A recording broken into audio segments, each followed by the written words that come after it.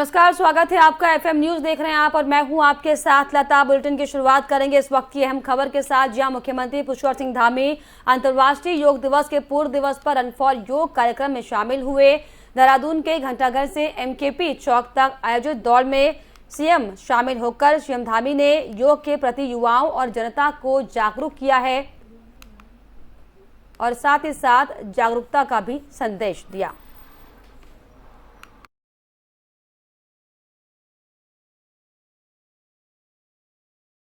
अंतर्राष्ट्रीय योग दिवस की तैयारी को लेकर जिस तरीके से जो घंटाघर से एमकेपी चौक तक जो दौड़ की गई थी, उसमें सीएम धामी शामिल हुए हैं। आपको बताएं कि सीएम पुष्कर सिंह धामी अंतर्राष्ट्रीय योग दिवस के पूर्व दिवस पर रन फॉर योग कार्यक्रम में शामिल हुए। देहरादून के घंटाघर से एमकेपी चौक तक आयोजित दौड़ में सीएम धामी ने शामिल होकर योग के प्रति युवाओं और जनता को जागरूकता का संदेश दिया है।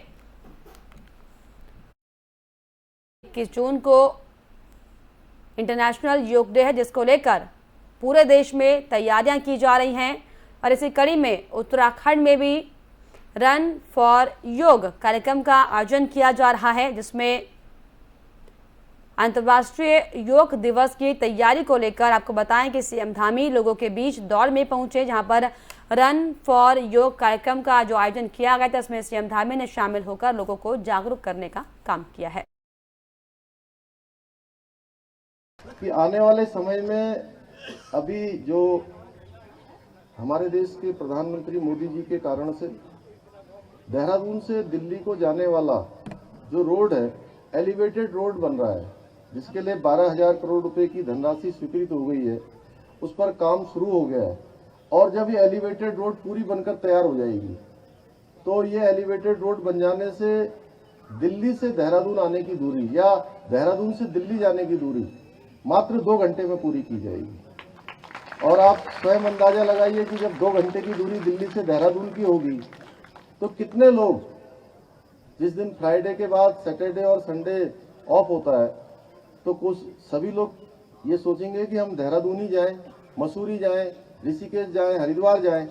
तो हमारे शहर के अंदर आने वाले समय में अत्यधिक जो फ्लोटिंग पॉपुलेशन है, उसका दबाव बढ़ने वाला है।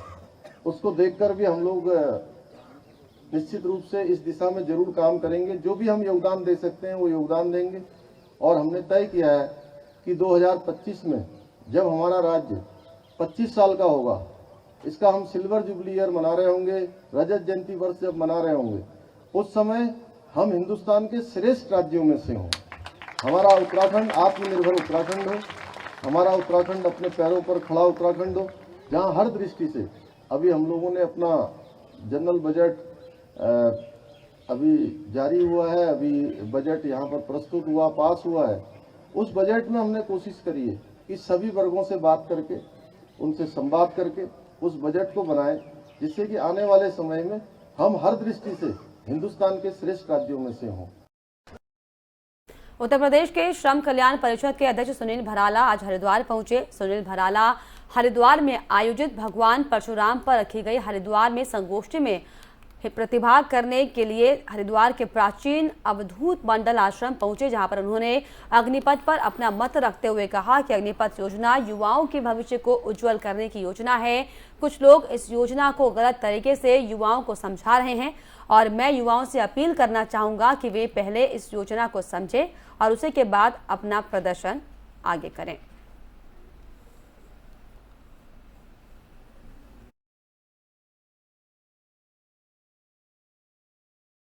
अग्निपथ को मुद्दा बनाकर युवाओं में फैलाया जा रहा है, ये दरअसल सुनील भराला का कहना है। आपको बताएं कि उत्तर प्रदेश के श्रम कल्याण परिषद के अध्यक्ष हैं, जो कि हरिद्वार में एक कार्यक्रम में सम्मिलित होने के लिए पहुंचे थे, जहां पर संबोधन में उन्होंने साफ तौर पर यह कहा कि विपक्ष के पास दरअसल कोई मुद्दा नहीं बचा, इसीलिए लोगों को गुमराह करने का काम विपक्ष कर रही है। लेकिन मैं युवाओं से यह अपील करता हूं कि पहले युवा जो सड़क पर बैठकर प्रदर्शन कर रहे हैं, पहले इस पूरी योजना को समझें और इसी के आधार पर सरकार के सामने अपनी बातों को रखें, अपनी मांगों को रखें।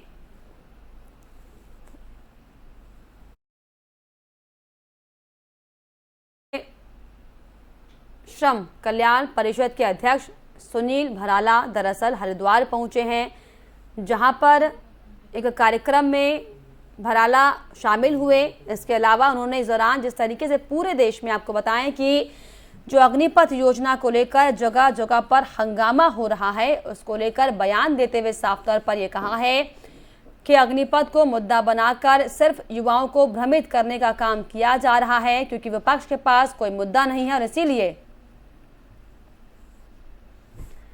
विपक्ष को राजनीति अपनी चमकानी है। इसीलिए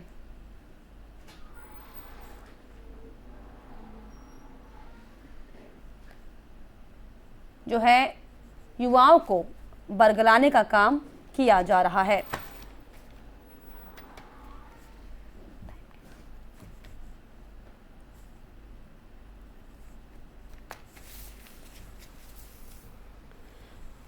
तो अग्निपथ योजना को लेकर आपको बताएं कि पूरे देश में हंगामा मचा हुआ है। उत्तराखंड से लेकर उत्तर प्रदेश से लेकर